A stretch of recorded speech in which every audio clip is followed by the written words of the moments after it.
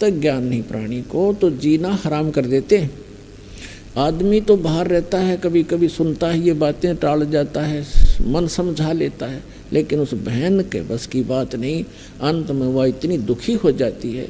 और यदि संतान तो भगवान ने देनी है, रो ले चाहे पीट ले, और नहीं भाग में है तो कति नहीं मिला, चाहे 6 ब्याह करवा ले। एक संतान की भी देखे हमारे, हम लड़के को मैं तो ज़्यादा देते हैं। 10 जूनियर इंजीनियर था, सेवा करता था जब नौकरी इसमें हरियाणा गवर्नमेंट की जूनियर इंजीनियर की। तो उस समय एक कॉन्ट्रैक्टर था ठेकेदार, वो उस समय लगभग 55 वर्ष की आयु थी उस आदमी की, 55 से भी ऊपर होगा। और उसके 4 लड़कियां थी, लड़का कोई नहीं था। और चारों लड़कियों का विवाह कर रखा, पोते पोतियाँ लाओ, दोते दोतियाँ लाओ, हो रहा पुत्र नहीं। तो उसकी पत्नी को किसी ने कह दिया कि तू अपनी बहन का ब्याह करवा दे, इसका पुत्र हो जाएगा। उसने अपनी छोटी बहन से उसका विवाह करवा दिया। उसके कट्ठिए 2 छोरी हुई, 2 लड़की हुई कट्ठिए जुड़वा। वो खुद बतावा था, ने बोला जी भाग बिना ना मिला कदी। मैंने तो उसका जब ऑपरेशन करवा दिया, फैमिली प्लानिंग का पीछा छुटवा, हो रहा ब्याह। तो भाग में है नहीं तो क्यों पंगे में पाँच दे भाई, ये मतलब दुखी करो। ओ यहाँ पर जो काम करने का उसको भूल गए। और यदि वो बहन जिसके संतान नहीं हो रही है तो वो अंत समय में इसी तमन्ना में मर जाती है तड़फ के अंदर। और इस काल का इतना गंदा विधान है, अगले जन्म में उसको कुतिया बनाता है। अगले तो संतान ना हुई इसलिए तड़फती हुई मरी है, अब इकट्ठिए 8 पैदा कर ले और पेटा भर ले अपना माँ बनकर। अगले जन्म में सूरी बना देगा, अगले 12 इकट्ठे पैदा कर ले टिंडे। तो पुण्यात्माओं इस ज्ञान को आधार बना के जीवो, तब जिया जाएगा इस गंदे लोक में। तो परमात्मा का कहने का भाव ये है कि परमात्मा ने उस विद्याधर और दीपिका को संतान नहीं दी, स्वयं आगे वो हमें लादना नहीं चाहते, हमारा वजन कम करना चाहते।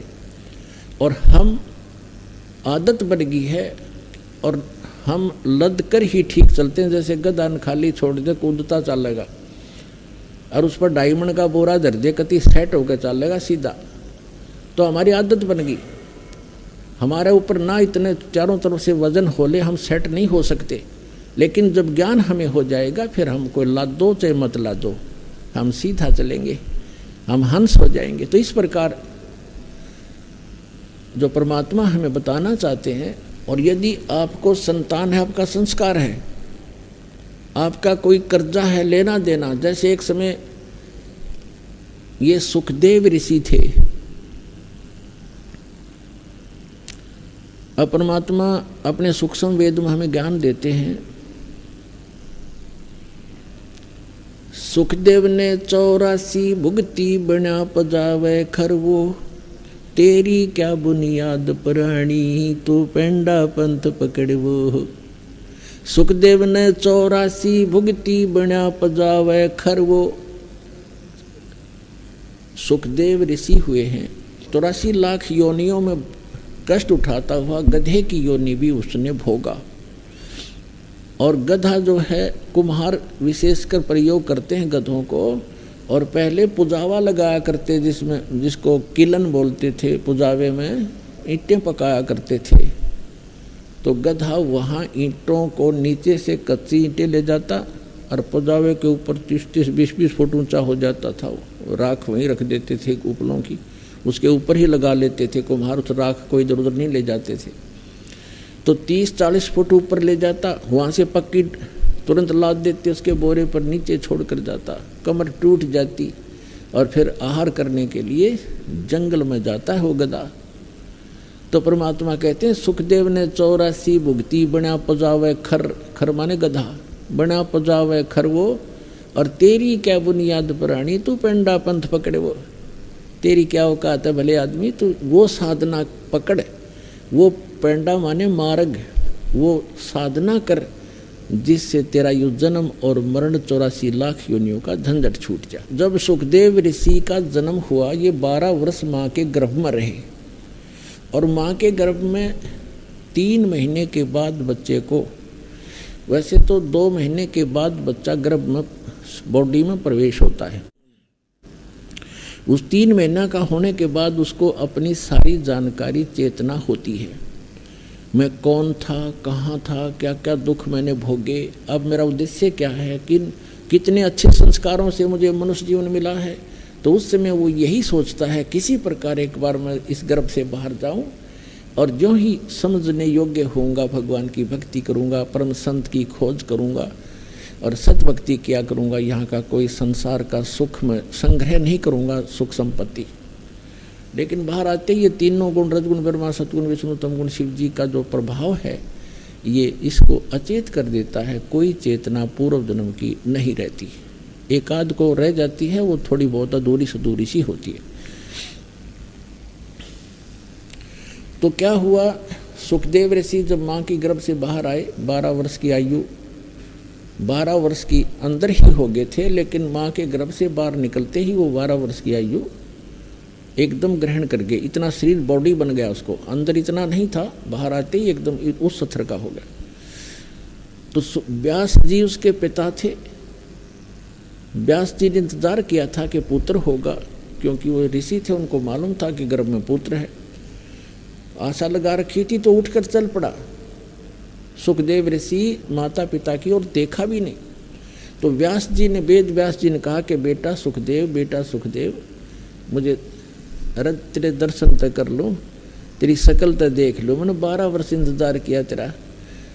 तो वो पीछे नहीं मुड़कर देखता है और चलते चलते कहता है कि ऋषि जी, ना जाने कितनी बार आप मेरे पिता बने हो और ना जाने कितनी बार मैं तेरा पिता बना हूँ। ये तो बुरा झंझट है, अब क्या मैं अपना पीछा छुटवाऊँगा, मुश्किल से मानव शरीर प्राप्त हुआ है। तो वहाँ सुखदेव ऋषि ने कहा कि एक लेवा एक देवा दूतम और कोई किसी का पिता नहीं पूतम। ये तो ऋण संबंध जुड़ा एक ठाठा, अंत में सब 12 बाटा। एक लेवा एक देवा दूतम, आपका कोई लेन देन उलझा हुआ एक दूसरे के साथ। तो एक लेने वाला है, एक देने वाला है। जैसे आप देखते हो पिता सारी उम्र कमाता है, खूब मेहनत करता है, पैसे इकट्ठे करता है, पुत्र ऐसा निकम्मा पैदा हो जाता है, वो उस पैसे को खर्च करता है, शराब पीता है, काम का हाथ नहीं लगाता। पिताजी काम की कार्य के लिए कहता है तो नाराज हो जाता है, लड़ने को दौड़ता है। तो वो क्या है कि उस पिता ने कभी उस पुत्र का कोई कर्ज लेकर दिया नहीं, उसका कोई पैसा मार रखा उसने, वो लेगा, अपना पूरा करेगा। और कई ऐसे देखे हैं जैसे लड़की का विवाह कर दिया, खूब शान शौकत में पैसे खूब दान कर दिए, करते ही हैं जैसे करते रहे हैं। और फिर 6 महीने के बाद पुत्री की मृत्यु होगी। तो वो दामाद बनकर आया था, वो पिछले जन्म का मांगा था, उसका उधार थी, वो देना पड़ा उसने। तो पुण्यात्माओं, यहाँ इस बात को आप पक्की समझ लेना, ये कोई डूम बाट के गीत नहीं है और कोई स्वार्थवश कोई कथा सुनाई नहीं जा रही है। ये परमार्थ है और यथार्थ ज्ञान है, ये गॉड गिवन स्पिरिचुअल नॉलेज है। इस पर 100% विश्वास करना। और जो भी आपका लेन देन है, कर्ज है, अब जैसे हम अपने सतर्फ से किसी का कर्ज उतारने की चेष्टा करते हैं तो वो अपने हिसाब से उतरे तो उतरे, ना भी उतरे। और जब हम समर्थ की शरण, कोई सेठ की शरण ले लें और उसको हम अपना दुखड़ा रोते हैं तो वो उसको कहता भी ठीक है, यहाँ मजदूरी कर मेरा, और जिसका कर्जा तू दे दे, ले पैसे दे। जहाँ 20 का कर्जा था उसे एक ने तार दिया और उसे एक का रह गया, और वहाँ तनख्वाह भी अधिक दे रहा है तो जल्दी मेरे से भी क्लियर हो जाएगा। तो हम इस परमपिता की शरण माने के बाद आपका लेन देन जो भी है वो आपका शीघ्र सुलट जाएगा। और जैसे कई बार, अब जैसे आजकल पॉलिसी चल रही है, बहुत से राज्यों में सब्सिडी दे देते हैं 80%, 40-60%। जैसे लोन आपका कर्जा है 1 लाख रुपया, 60,000 माफ़ कर दिए, 40 रह गया। और कुछ ऐसे भी अच्छे राजा होते हैं जो अपनी प्रजा का कर्जा ही माफ़ कर देते हैं कि आगे तुम ठीक चलियो और पिछला कर्जा माफ़। तो हो गया ऋण मुक्त। तो इसी प्रकार ये समर्थ परमात्मा कबीर जी आपके पिछले जो लेन देन सबको माफ कर देगा, और आपके जो पुत्र पुत्री आए हैं, पिता बनकर आए हैं, पत्नी बनकर आए हैं, बेटा बेटी बनकर आए हैं, उनके संस्कारों के जो कर्जे हैं वो मालिक माफ करके कैंसिल कर देगा, और उनको भी धनी करेगा भक्ति का, उनका भी पूरा अकाउंट कर देगा और आपको बहुत आसानी से छुड़वा देगा। तो यहाँ परमात्मा कहते हैं एक लेवा एक देवा दूतम और कोई किसी का पिता नहीं पूतम, ये ऋण संबंध जुड़ा एक ठाठा, अंत में सब 12 बाटा। तो कहने का भाव ये है कि जो प्रसंग चल रहा था उसको क्लियर करने के लिए आगे तभी हम चल सकेंगे और आपको इस मार्ग पर तभी रोक सकेंगे जब आपके सारे संशय दूर होंगे।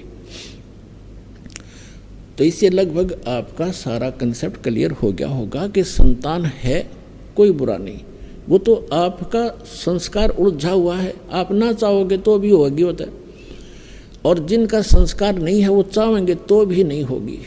तो हमारा चाहा ना तो होता है और ना ही हमारा किया होता है। यह भी भूल हमारे अभी तक लगी हुई थी कि मैंने मेहनत की तो कोठी बना दी। मेहनत तो मजदूर आपसे घनी करता है। जो एक सेठ है वो तो सारा दिन एक बैठा रहे दुकान पर, मजदूर सारा दिन मेहनत करता है और उसको 100 रुपये मुश्किल से मिलते हैं, 200 रुपये, और वो मनमाना 5,000 का 10,000 का रोजाना अकाउंट करता है। तो मेहनत भी चाहिए, लेकिन केवल मेहनत से बात नहीं बनेगी, परमात्मा साथ होगा तो मेहनत सफल होगी, थोड़े में घना लाभ होगा। जैसे आपको बताया है कि जैसे एक तो हाथ से आटा पीसते हैं चक्की से, और फिर पावर का कनेक्शन हो जा, वह चक्की लगा ली पावर वाली, ना तो हाथ लाना, एक बार बटन दबाना, कट्टा कट मिनटा पीस करे। तो वो पावर से जो काम होगा वो हाथ से मैनुअली थोड़ा होगा। इसलिए जब परमात्मा की पावर का कनेक्शन आपको मिल जाएगा तो आपके जो आम संस्कार हैं वो भी बहुत अच्छी तरह परमात्मा हल्के करके उनको आप ही वहन करेगा। परमात्मा की पावर से सब ठीक हो जाएंगे। तो इसलिए हमने वो पावर मिली नहीं थी। हम इन नकली जितने भी डुप्लीकेट पावर हाउस थे वो ऊपर से तक खूबसूरत ऐसा ही पूरा सारा कुछ सिस्टम दिखा था, लेकिन पीछे उनका कनेक्शन था नहीं। इसलिए जो उनसे पावर, उन नकली डुप्लीकेट पावर हाउसों से जिन्होंने लाइट ले रखी थी, कनेक्शन ले रखे थे, उनके घर पर पावर काम करे नहीं थी। तो ये जितने भी नकली पंथ हैं, संत हैं, ये सभी डुप्लीकेट हैं, इनके पास पीछे कनेक्शन नहीं है। उदाहरण के तौर पर जैसे ये राधा स्वामी पंथ आगरा से चला है, उसी से ब्यास में, उसी से धन धन सतगुरु सच्चा सौदा सिरसा में, उसी से जय गुरुदेव पंथ, उसी से जनौद के अंदर एक भिवानी वाला ताराचंद पंथ, उसी से ये ठाकुर जी महाराज, ये सारे उसी से चले हैं। और शिवदयाल जी का कोई गुरु नहीं था, यानी शिवदयाल जी वो मान रहे थे पावर हाउस, और उस पावर हाउस का आगे कनेक्शन चाहिए थर्मल प्लांट थे। तो थर्मल प्लांट से कनेक्शन नहीं है तो पावर हाउस में कितनी सजावट से बना रखे और कितने बढ़िया इंस्ट्रूमेंट रखे हो, वो यूजलेस है।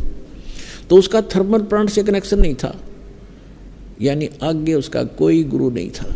जिस कारण से जितने भी वो अनुयायी हैं उस राधा स्वामी पंथ, धन धन सदगुरु पंथ, सच्चा सौदा सिरसा और जगमाल वाली, और जहाँ पर भी छोटे मोटे इनके बहुत सी ब्रांचें बनी हुई हैं, उन सभी को समझ लेना चाहिए कि जब पीछे से पावर हाउस का ही कनेक्शन नहीं है थर्मल प्लांट से, तो आगे लाइट आ नहीं सकती। सपना भी मत लेना।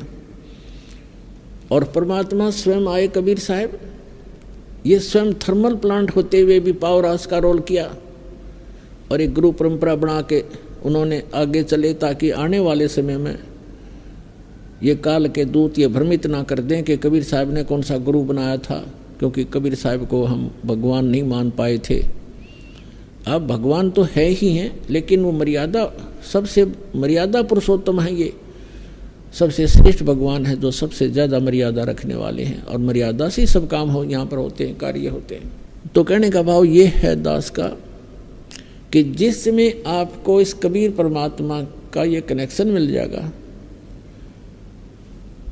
आपको यहाँ से उपदेश दीक्षा मिल जाएगी। उसके बाद पुण्यात्माओं आप देखना, आप सोच भी नहीं सकोगे कि सचमुच हम सुना करते भगवान ऐसा करता है ऐसा करता है। आप डेली देखा करोगे, अरे आप किसी को बताओगे आपका यकीन नहीं होगा उसको, अगर झूठ बोला सारी, और आप सारी सच्ची कह भी नहीं पाओगे बताने वाले को, कहीं नो सोचा मूर्ख से हो। आपको इतना सुख देगा यो कबीर भगवान, ये सत्कर्म मान लेना। अब आपको इस परमात्मा का लाभ शीघ्र से नहीं मिल पा रहा। कुछ एक तो ऐसे होते हैं नाम लेकर जाते हैं, दूसरे या तीसरी बार आकर बताते हैं जी मुझे ऐसा लाभ हो गया, ऐसा सुख हो गया, और दूसरे भक्त अभी लग रहे हैं वो उनको राहत नहीं मिल पा रही। उसके दो कारण होते हैं।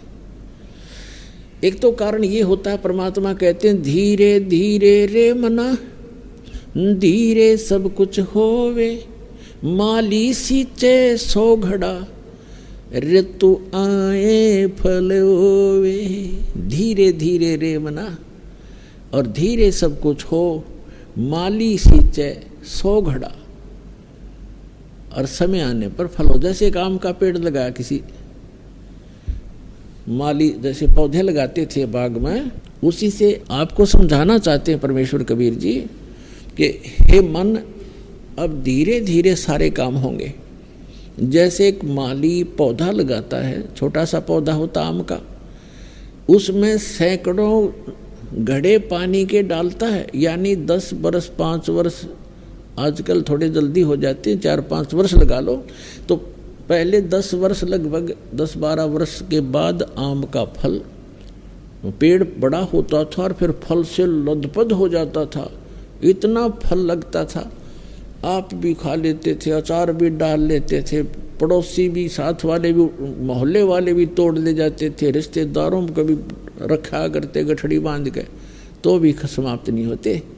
तो परमात्मा कहते हैं इस भक्ति रूपी आम के पौधे को अब बोया है आपने, बीज बोया है, नाम लिया, इसको समय दो थोड़ा सा, इसको होने दे प्रफुल्लित, बड़ा होने दो, और फिर देखना इतना सुख दे देगा ये भगवान का आपका मार्ग कि आपको कहीं बिना मांगे देगा, आप सोच भी नहीं सकोगे, इतना सुख दे देगा। दूसरा कारण ये बताते हैं कि जैसे एक तो तुरंत आराम हो गया, और एक को महीना 2 महीने 6 महीने वर्ष भी लग जाता है, लेकिन होगा गारंटीड, ये सत्कर्म मान लेना। अब क्या बताते हैं, जैसे एक रोगी है, दोनों एक ही रोग से ग्रस्त हैं, अब दोनों ही एक रोग से ग्रस्त हैं, दोनों के एक जैसी बीमारी है। अब डॉक्टर एक को कहता भी तेरी तो स्टार्ट है अभी, और वो मनमाने 2 खुराकों से आराम हो जाता है, और दूसरे कहता भी लेट बहुत हो गया, तेरी बीमारी पुरानी हो गई है, समय लगेगा, तो उसको महीने में 2 महीने में ठीक हो जाएगा। जब कारगर दवाई मिल गई है तो वो महीने 2 महीने में ठीक हो जाएंगे। तो दूसरा आपको उदाहरण दें कि जैसे एक तो कपड़ा थोड़ा मैला हो, कुर्ता पजामा, तो वो एक ही बार के साबुन लगाने से स्वच्छ हो जाता है। एक ज़्यादा मैला हो गया हो तो उसको 2 बार भी 3 बार भी लाना पड़ जा, और जब जाकर ड्राई क्लीन भी करनी पड़ जाती है, तब जाकर स्वच्छ होगा। तो हमने युगों युगों से अपने अंतःकरण को मैला मलिन कर रखा है, इसमें बहुत से संस्कार जमा हैं जो वहीं से अंकुरित होते हैं, और फिर ही भगवान की भक्ति मिली है। आपको ये साबुन और तेल मिला है सत्साधना का, अब शुरुआत करे रहो। किसी का तो एक ही बार में ठीक हो जाएगा, किसी का फिर कुछ समय के उपरांत होगा अवश्य। और तीसरा कारण ये है कि क्या बताते हैं, सतगुरु के दरबार में कमी कहे की ना, अंसा मौज नहीं पावता तेरी चूक चाकरी माँ। इस सच्चे दरबार में, इस कबीर परमेश्वर के दरबार में, परमात्मा की शरण में किसी भी चीज की कमी नहीं। इस कबीर परमात्मा के डिक्शनरी में इम्पॉसिबल वर्ड नहीं है, ये वो समर्थ परमात्मा है। कहते मासा घटे न तिल बधे विद ना लिखे जो लेख, और सच्चा सतगुरु मेट कर ऊपर मारे बेख। अब आपके जो भाग्य में, प्रारब्ध में, किस्मत में जो लिखा है उसको कोई नहीं समाप्त कर सकता, आपको भोगना ही पड़ेगा। कौन नहीं कर सकता? जैसे श्री ब्रह्मा जी, श्री विष्णु, श्री शिव जी और ये ब्रह्म जिसको सरपुरुष कहते हैं और परब्रह्म अक्षर पुरुष, ये भी आपके प्रारब्ध की, आपके लिखी किस्मत को मिटा नहीं सकता, प्रारब्ध को समाप्त नहीं कर सकता। सुख है तो सुख मिलेगा, दुख है तो दुख मिलेगा। और जैसे आप पुण्य पाप कर रहे हैं वो अलग से संग्रहित होते चले जाएंगे आपके, जैसा कर्म करोगे वैसा ही मिलेगा। और परम अक्षर ब्रह्म सत्य पुरुष कबीर भगवान की शरण में जब आप आ जाओगे, आपके इस पाप कर्मों का नाश कर दिया जाएगा और शुभ शुभ शेष रह जाएंगे और आगे शुभ प्रारंभ हो जाएंगे। अब जैसे पहले किसान को ये औषधि प्राप्त नहीं थी, अब औषधि का एक खोज हो गई है, डिस्कवरी हो गई है कि ऐसी औषधि डाल दी जाती है फसल में जो घास को ख़त्म कर देती है, पौधा सुरक्षित रह जाता है। तो वो औषधि विद्यमान तो थी, वो गुण तो, वो मटेरियल तो सारे ही पदार्थ थे, लेकिन वो बनाने वाला नहीं था। अब वो बनाने वाला मिल गया, वो बना ली। तो इसी प्रकार परमेश्वर कबीर जी ने ये जड़ी बहुत पहले बनाकर रखी हुई थी और हमारे कबीरपंथी भी इसको नहीं समझ सके, जिस कारण से हम अभी तक वही कर्म फल ही भोगते रहे। तो अब दास को दे दी वह औषधि जो आपके पापों का नाश कर सकती है आपके, क्योंकि दुख पाप से होता है। अब जो कष्ट आते हैं वो पाप के कारण आते हैं और पाप नाश ही हो गया इस भक्ति से, फिर कष्ट कहाँ से आएंगे? जब कांटे से दुख होता है, फसल में कांटेदार झाड़ियाँ उग जाती थी और वो दवाई ने वो पहले ही ख़त्म कर दी, स्टार्ट से ही बड़ी थी वो भी जला दी तो कांटे नहीं रहे, तो नुकसान हानि कहाँ से होगी? दर्द नहीं होगा। इसी प्रकार पुण्यात्माओं इस समर्थ की शरण में आने से कहते हैं कि सतगुरु के दरबार में कमी काहे की ना, और हंसा मौज नहीं पावता तेरी चूक चाकरी में। अब कहने का भाव यह है कि यदि आपको लाभ नहीं हो रहा तो आपकी कोई मर्यादा में भंग है, या आपकी श्रद्धा ठीक नहीं बनी, आपकी चाकरी में चूक है, आपकी श्रद्धा या सेवा भक्ति में कोई त्रुटि बनी है। विचार कीजिए, जैसे एक ही खंभे से, एक ही ट्रांसफार्मर से और 10, 20, 50 घरों को, परिवारों को कनेक्शन मिला हुआ है, अन्य के पंखे चल रहे हैं, मोटर चल रही हैं, कूलर चल रहे हैं और एक का नहीं चल रहा है, तो उसका कोई कनेक्शन लूज हो लिया या कट चुका है किसी कारणों से, उसकी वेरीफाई करो क्यों, किस कारण से कनेक्शन कटा, हमारे घर ये पावर क्यों नहीं आई। और पावर भी पहुंची हुई है तो आपके कोई पंखे या कूलर में डिफेक्ट है, आपकी फिटिंग में डिफेक्ट है, उसको ठीक कराइए। तो इसी प्रकार इस परमात्मा से उपदेश दीक्षा लेने के बाद आप जी मर्यादा जरूर अवश्य निभाएं। कबीर साहब कहते हैं, जब तक हंसा हमरी आना, काल लगे ना तेरा बाणा, पग पग पर यो तक तक मारे, काल अचानक बाना। अब क्या बताते हैं कि यो काल पग पग पर अचानक दुर्घटना कर देता है, कोई हानि कर देता है, जब इसका संस्कार हानि का होता है।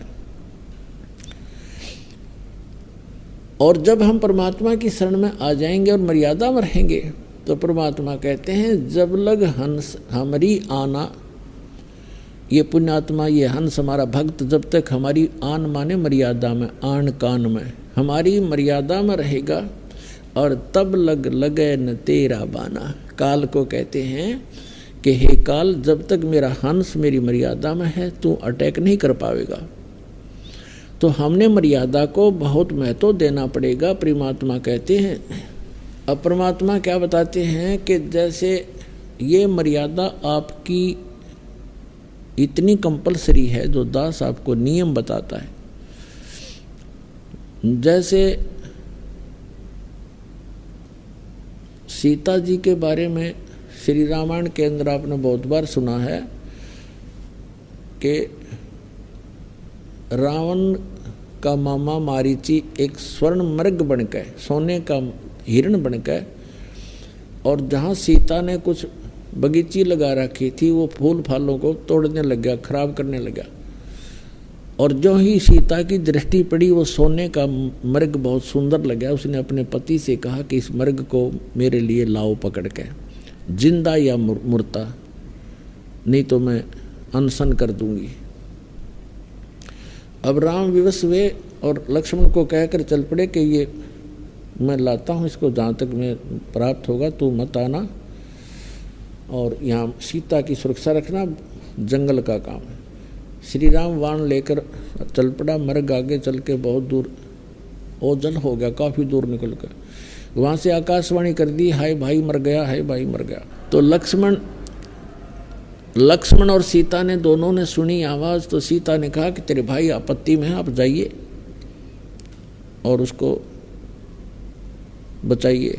लक्ष्मण ने कहा कि ये कोई जाल है, मेरे भाई पर कोई आपत्ति नहीं हो सकती, आपको पता नहीं है उनके सामर्थ्य का।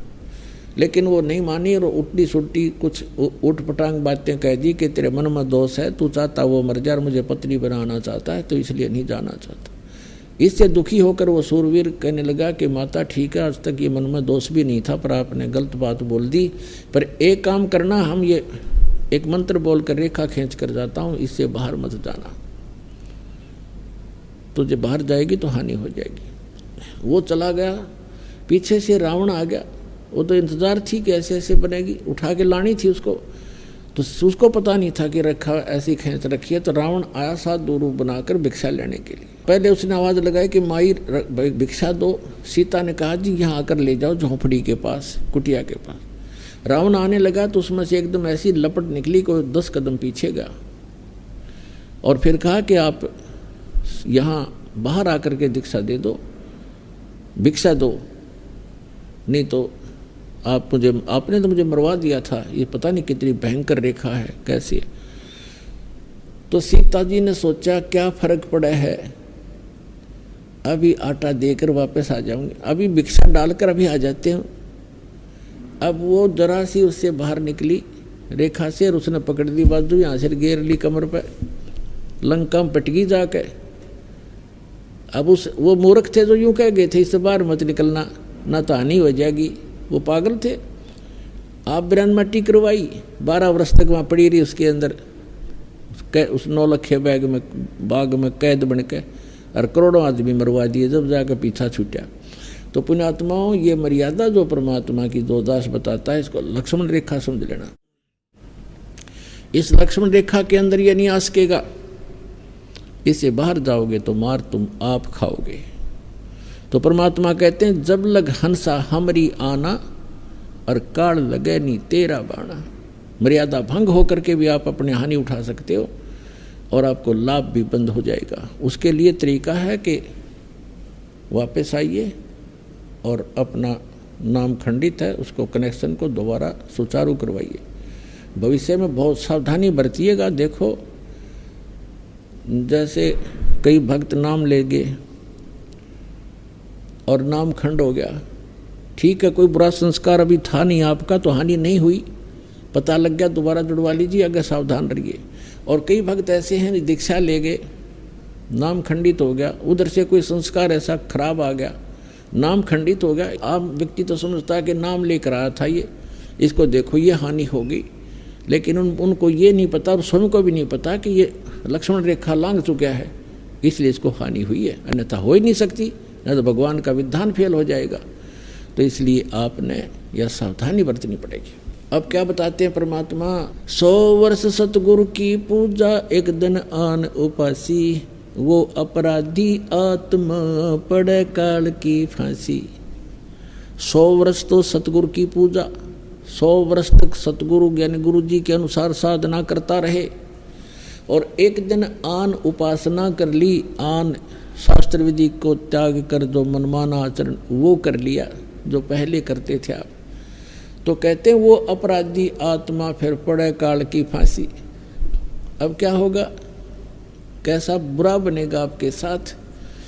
जैसे आप जी ने दीक्षा ले ली, 1 वर्ष 2 वर्ष 4 वर्ष आपने साधना कर ली, और फिर कोई ऐसी बात आ गई आपका नाम खंडित हो गया, लोक लाज में आके आपने नाम खंडित कर दिया और आन उपासना शुरू कर दी और ये पूजाएं छोड़ दी, तो फिर आपके साथ क्या बनेगी कि आपको फिर भी लाभ हो रहे होंगे। आप इस नाम को त्याग दोगे, साधना भी बंद कर दोगे। नाम खंडित हो गया तो साधना ये करते भी रहना कोई लाभ नहीं होगा। जैसे कनेक्शन कट गया और बटन दबाते रहो, स्विच ऑन करते रहो, सारे से सारे पंखों के भी, कूलर के भी, मोटर के भी, आपको भ्रम है कि लाइट चलेंगे नहीं। वो पहले तो आपने जब नाम त्याग दिया, कनेक्शन कट गया, ऑटोमेटिक है भगवान का मार्ग, इसमें किसी की सिफारिश की आवश्यकता नहीं। तो आप ये सोच रहे हो कि मैं भक्ति भी कर रहा हूँ और दूसरी भी सब शुरू कर दी और गुटी शूटी भी लानी शुरू कर दी और सब मर्यादाएं लांग दी, तो और फिर भी हानि नहीं हो रही आपको, आपका और हौसला बुलंद होता चला जाएगा, दुर्भाग्य होगा आपका ही।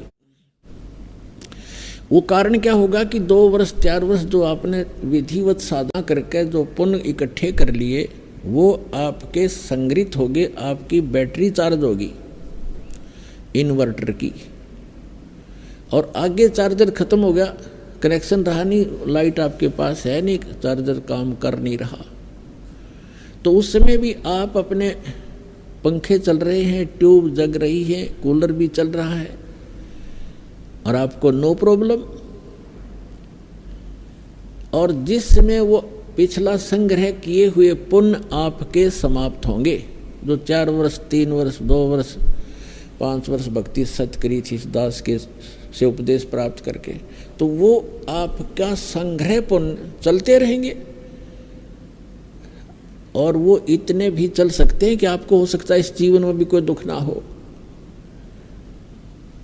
लेकिन आपका भविष्य अंधकार में होगा, बहुत भयंकर हानि होगी आपको यार। और फिर जब आपके पुण्य खत्म होंगे, वो बैटरी डिस्चार्ज होगी, डाउन हो जाएगी, उस समय देखना आपके ऊपर पहाड़ टूटेगा दुखों का ज्यों का त्यों, फिर वो कोई भी सब सुविधाएं समाप्त हो जाएंगी, क्योंकि आगे चार्जर आपका था नहीं, तो उसका भी फिर विकल्प है, फिर चार्जर लगवाना ही पड़ेगा, तभी वह बैटरी फिर संग्रह होगी, ना तो गया काम तय। ये दास बहुत पहले से कहता रहा है, जैसे क्योंकि पहले तो ज्ञान नहीं था और शुरुआत सन 1994 से दास दीक्षा देना प्रारंभ कर रखी है गुरुदेव के आदेशानुसार, और ये सन 2001 के आसपास 2001 को इस दास के को प्रेरणा हुई कि ये जो ज्ञान कबीर भगवान ने हमें दे रखा है सूक्ष्म वेद में, उससे तो दास पूरा परिपूर्ण था, आधारित था, उसी को लेकर आगे चल रहा था, वही गुरुदेव ने हमें बताया था। तो दास की एक तमन्ना थी, हार्दिक प्रार्थना थी भगवान से कि ये थी आप वाला ज्ञान भगवान अगर हमारे हिंदू धर्म के या सभी धर्मों के सदग्रंथों में भी मिल जावे तो आपके बच्चों तक आपका संदेशा पहुंचाने में दास को सुविधा हो जाएगी, अन्यथा ये मानेंगे नहीं, क्योंकि जब तक इनको सुख हो रहा है, जो अनुयायी बने थे 1994 से लेकर 2001 तक, वो वही बने थे जिनको सुख हो रहे थे, ऐसे ऐसे सुख हो रहे थे सोच भी नहीं सकते थे। और ये जरूरी नहीं होता कि हम जो सोचें भगवान सारी करे, क्योंकि बच्चा तो एक सर्प को भी पकड़ने की चेष्टा करता है, माँ बाप बॉडी गार्ड अंगरक्षक कोई भी गार्डियन है वो थोड़ा पकड़ने देगा, उसको उठा लेगा, उठा कर सुरक्षित ले जाएगा, कहीं ये डस ना ले। तो कुछ ऐसे हमारी डिमांड होती हैं जो भगवान नहीं देगा करेगा आपको, जो आपको हानि करने वाली होंगी।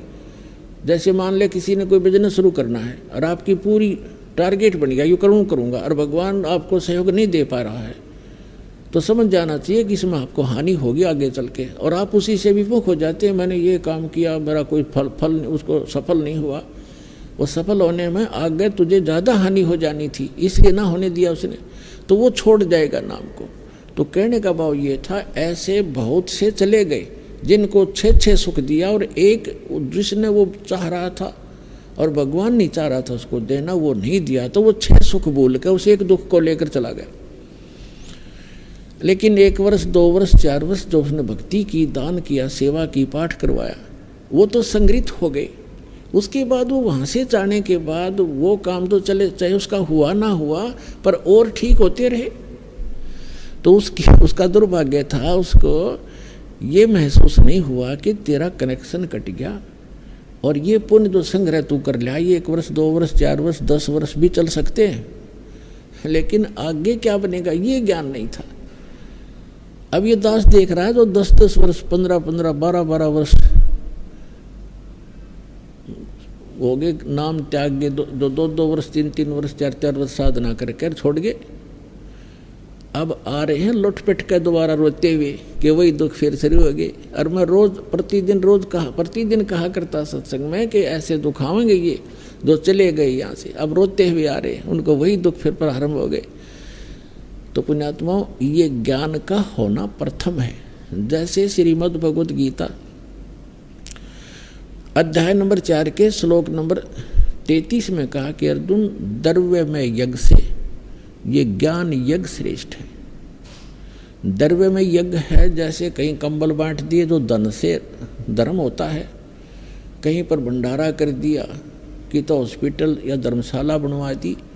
कहते हैं इसकी अपेक्षा पहले तू ज्ञान समझ, ज्ञान यज्ञ श्रेष्ठ है। ज्ञान यज्ञ माने जैसे गीता अध्याय नंबर 4 के श्लोक नंबर 32 में कहा है कि अर्जुन,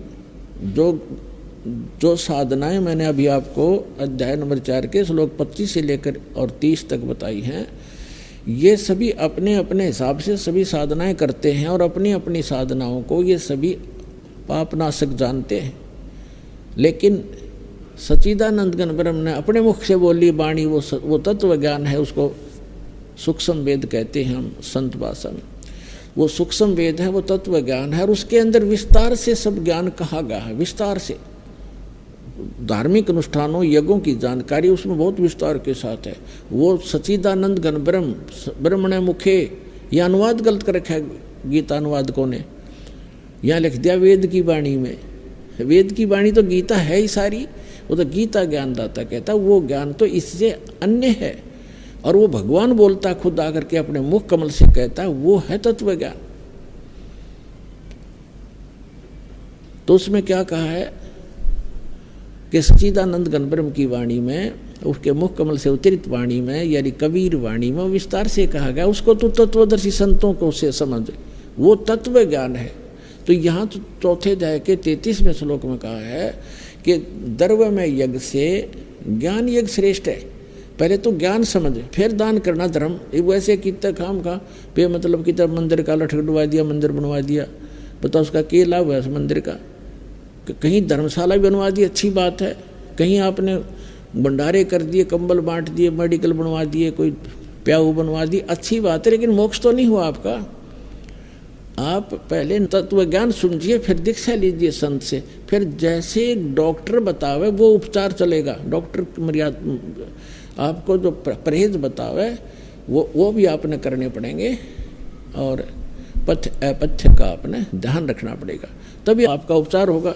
तो इसी प्रकार आपने सबसे पहले ज्ञान समझना चाहिए और ज्ञान समझ के उसके बाद फिर अपना सत्य भक्ति जैसे गुरु जी बतावें वैसे करने से ही आपको लाभ होगा।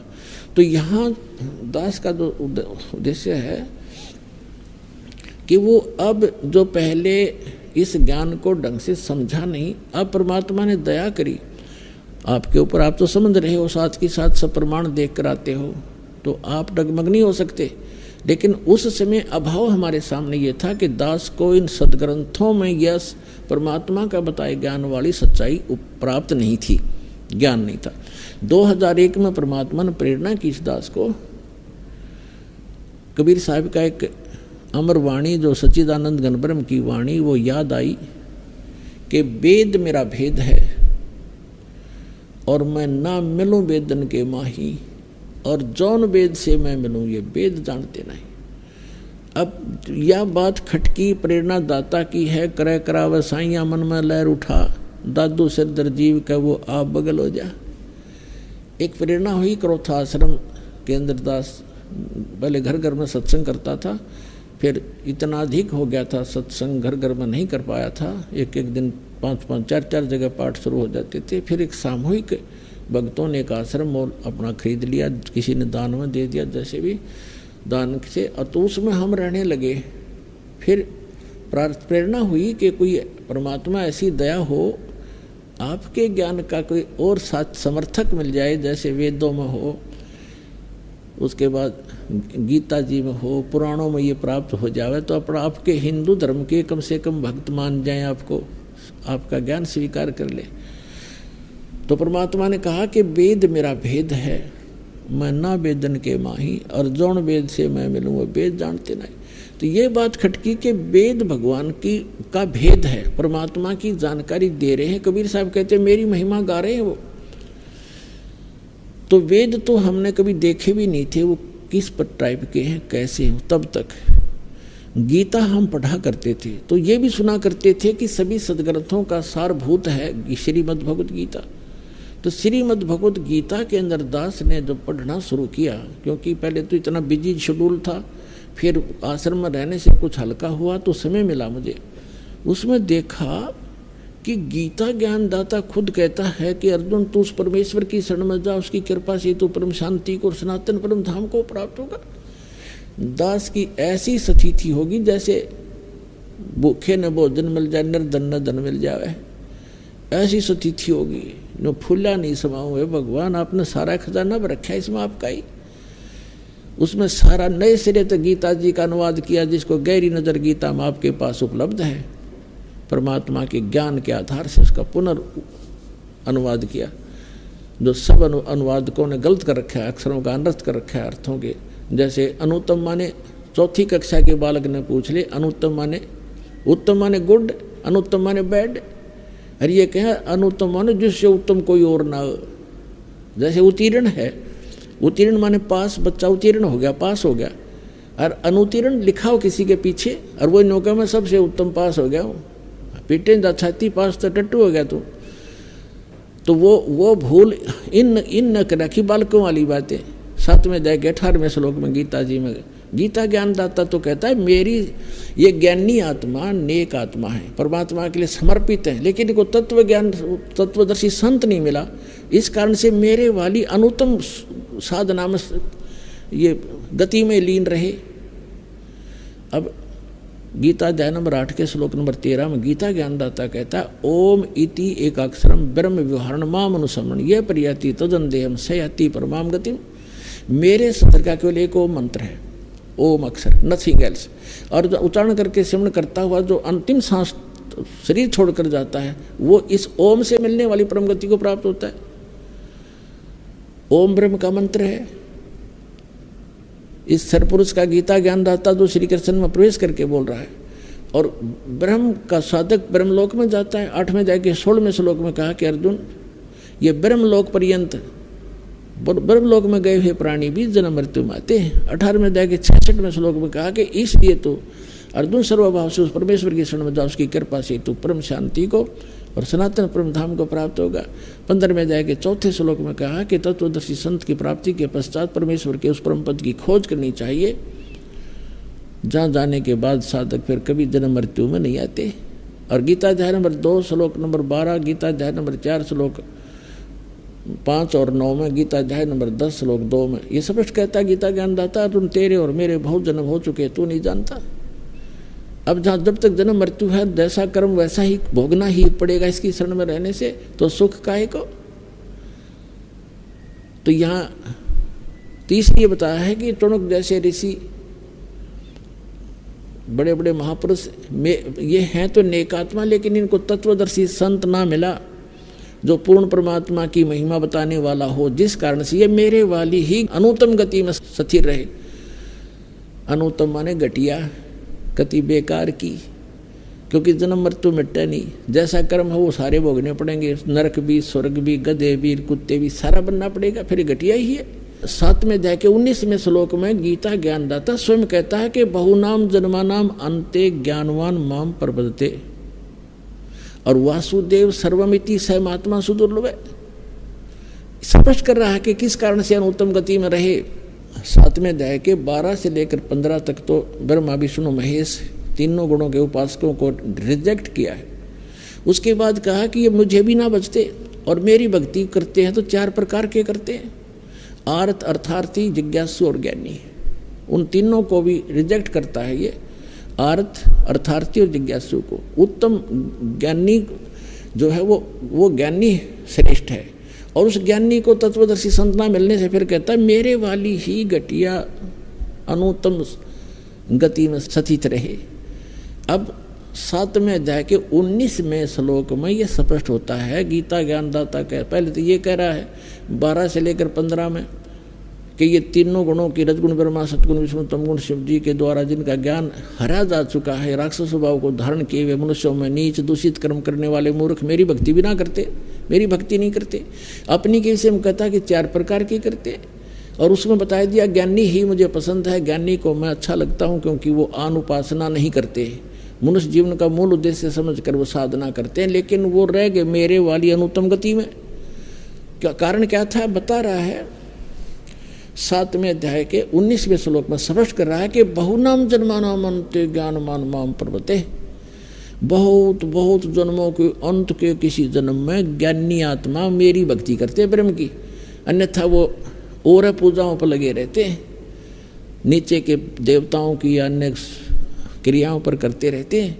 बहुनाम जन्मानाम अन्ते, बहुत के जन्मों के अंत के जन्म में कोई मेरी भक्ति करता है, लेकिन वासुदेव सर्वमिति,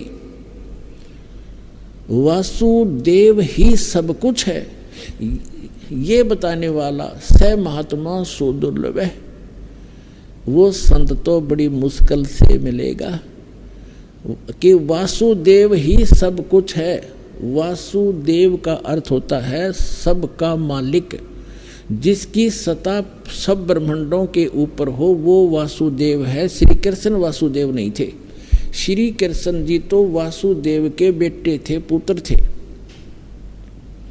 और वासुदेव उसके पिता का नाम वेदों से ही रखा गया था, क्योंकि जैसे हम चांद रखते अपने बच्चे का नाम, किसी का सूरज रख लेते हैं, तो वो चांद और सूरज थोड़े ही ये, तो इसी प्रकार वो वासुदेव नाम था, वासुदेव का पुत्र था श्री कृष्ण। श्री कृष्ण वासुदेव नहीं था, वो तो श्री विष्णु जी था, श्री विष्णु जी थे। और विष्णु जी केवल एक ब्रह्मांड में 3 लोक पर, पृथ्वी लोक, पाताल लोक और स्वर्ग लोक पर केवल एक विभाग का प्रभु है, स्वामी है, मालिक है, ये वासुदेव नहीं है।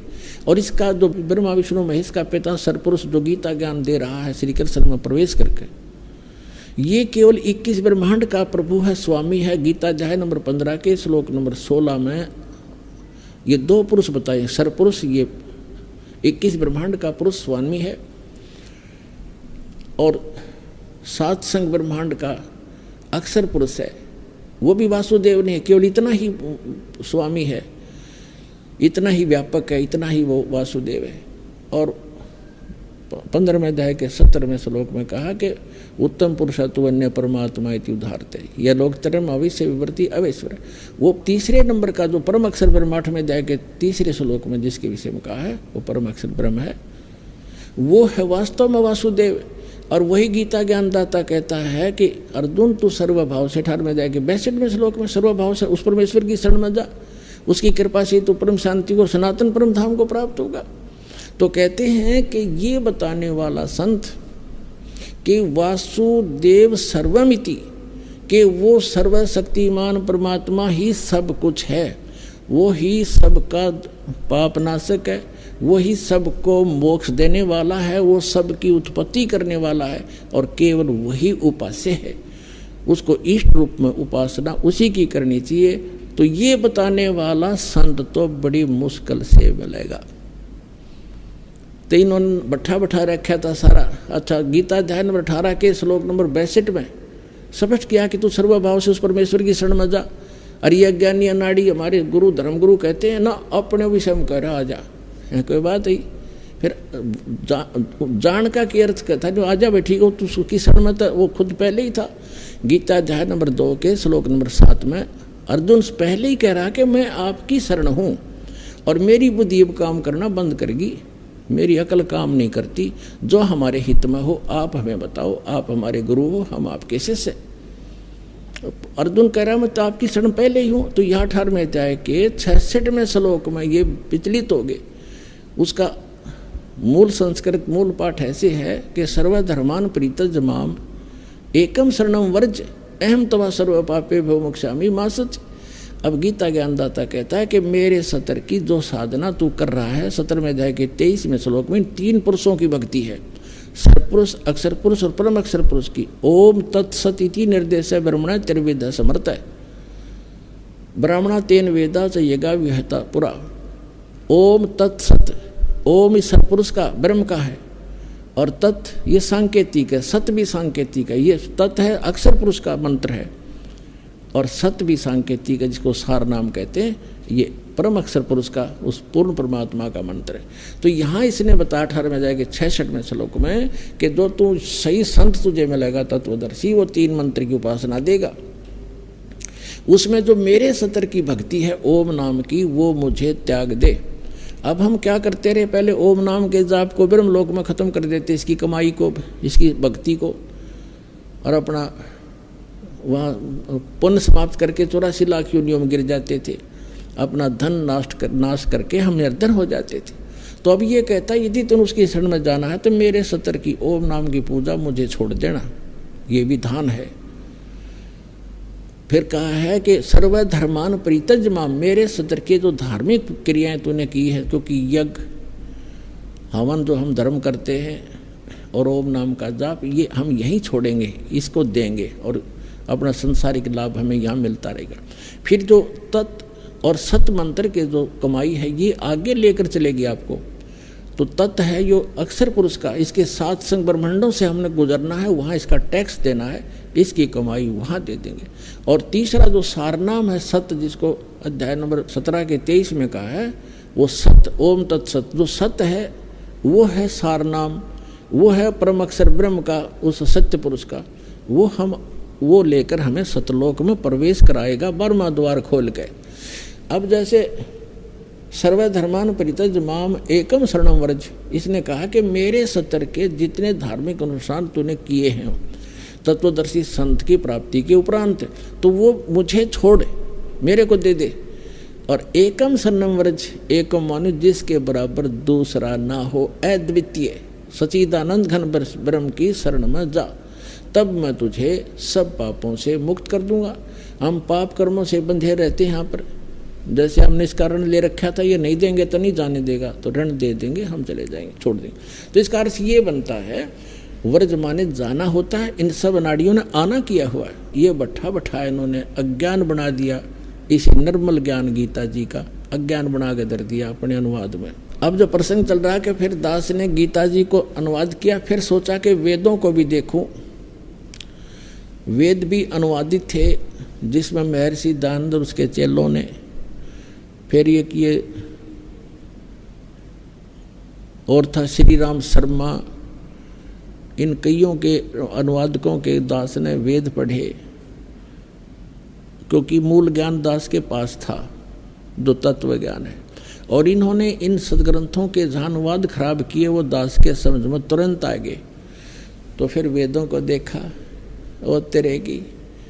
फिर दास ने सोचा था कि ये महर्षि दयानंद जो है ये वेदों का विद्वान समझा जाता है, और सत्यार प्रकाश के बारे में हम भी सुना करते थे कि इन्होंने वेदों को ही सरल करके इसमें लिखा है, उसका ज्ञान है। तो दास ने फिर सत्यार प्रकाश इस चाव से पढ़ा था कि अगर इसमें समर्थन मिल जाए तो यहाँ के लोग इसको बहुत मानते हैं, और ये भी और ज़्यादा सहयोगी होगा भगवान को भगवान मनाने में। अब सत्यार प्रकाश जब देखा और वेदों से मेल करा, एक भी कितना भी सच्चाई आसपास नहीं पाई, तो इसलिए दास ने कहना शुरू किया ये सत्यार प्रकाश में कोई भी सत्य नहीं है, ये बिल्कुल झूठा है। अब देखो कोई दास का उद्देश्य नहीं, सबको ये समझाना चाहता हूँ कि आप दिशा गलत जा रहे हो, आप इसको त्याग दो और वापस आ जाओ। बुद्धिमान थे वो तो आ ही गए, लेकिन जिनकी रोजी रोटी बंद हुई थी आचार्यों की, जो उनसे चंदा लेकर खा रहे थे, इसको बेच रहे थे, रोटी रोजी चला, उन्होंने रोजी रोटी निर्वाह कर रहे थे, उन्होंने भ्रमित करना शुरू कर दिया, झूठ बोलने शुरू कर दिए।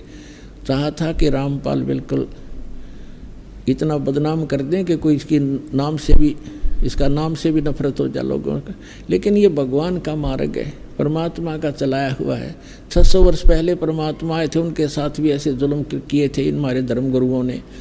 लेकिन तब भी उसका कुछ नहीं बिगाड़ पाए। लेकिन इतनी कमी रहेगी कि उसमें शिक्षित नहीं थे हम शिक्षित ना थे, इसलिए भगवान यही ज्ञान सुनाया करते जो दास आपको आज सुना रहा है। लेकिन आज दास को उन सद्ग्रंथों का सहयोग मिला जिससे आपको खींचने में आसानी हुई।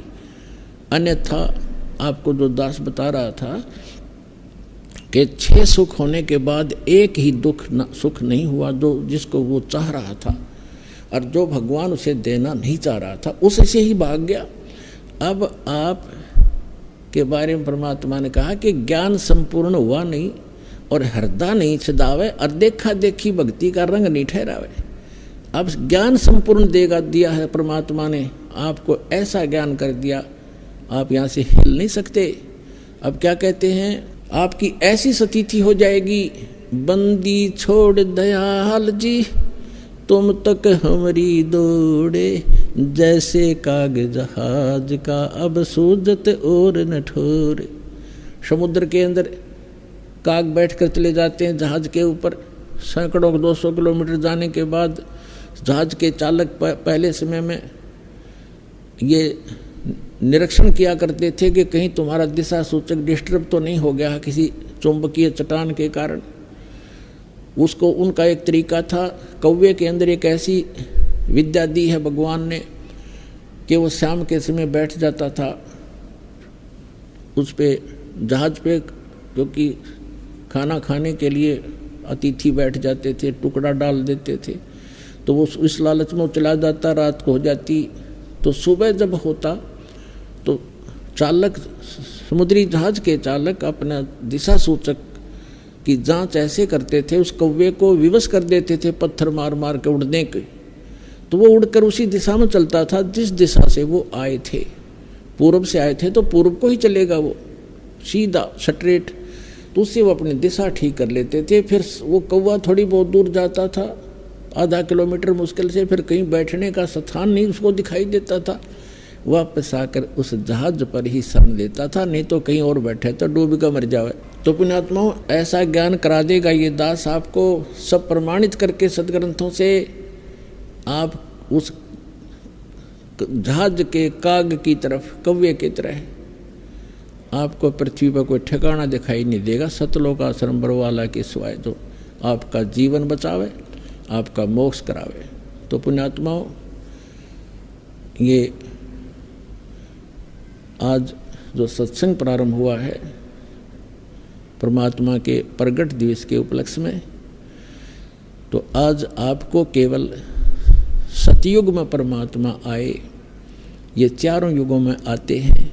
हमारे सदग्रंथ बताते हैं कि भगवान ऐसी लीला करता है, चारों युग में संत पुकारे, कूक को हम हेल रे, हीरे माणिक मोती बरसे, ये जग चुगता डेल रे। सतयुग में सत सुकृत कह टेरा, त्रेता नाम मुनींदर मेरा, द्वापर में करुणा में कहाया, कलयुग नाम कबीर धराया। और सत्संग शाम को सुनाएंगे। बोलो सतगुरुदेव।